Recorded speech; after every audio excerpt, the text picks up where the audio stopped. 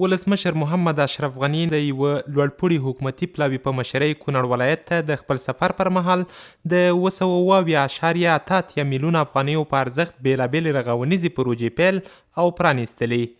په دغو پروژو کې د 200 بستریز روغتون جوړول، د کونړ روغتیا ریاست اداري ودانۍ پرانیستل، د یوه لوی مسجد جوړول، کونړ پوهنتون کې د انجونو لیلې پرانیستل او د هلکانو لپاره د لیلې د جوړولو پیلول شامل دي. ولسمشر وویل کونړ تیر کې د مرکزي ادارې له پامه لرې پاتې شوی، خو د ده له راتګ سره به د دې ولایت بنسټیز بدلون پیل شي.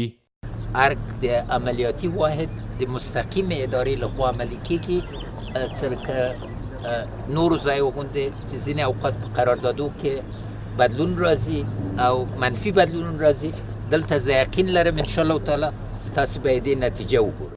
ولسمشر محمد اشرف غني دغه سفر کې د کونړ له مختلفو قشرونو سره جلا جلا ناستې لرلې چې رسنۍ نه وي ورغوښتل شوې. د کونړ هغه اوسیدونکي چې له ولسمشر سره یې لیدلي وای، له جمهور رئیس یې په کونړ کې د بېلابېلو پروژو د پلي کېدا غوښتنه کړې او دغه راز یې ترې غوښتې چې کونړ ته دې پام ورزیات کړي.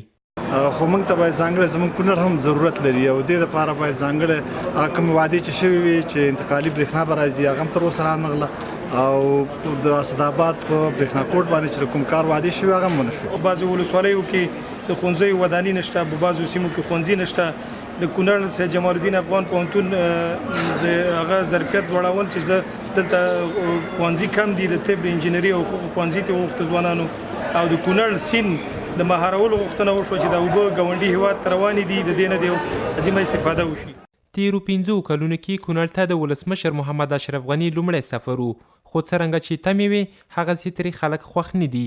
د خلکو په خبره مرکزي حکومت زیات ځلې له کونړیو سره د بنسټیزو پروژو او د کونړي سیند د مهارېدو ژمنې کړي، خو لا تر اوسه عملي شوي نه دي. قذافي مل، انعکاس راډیو تلویزیون، کونړ.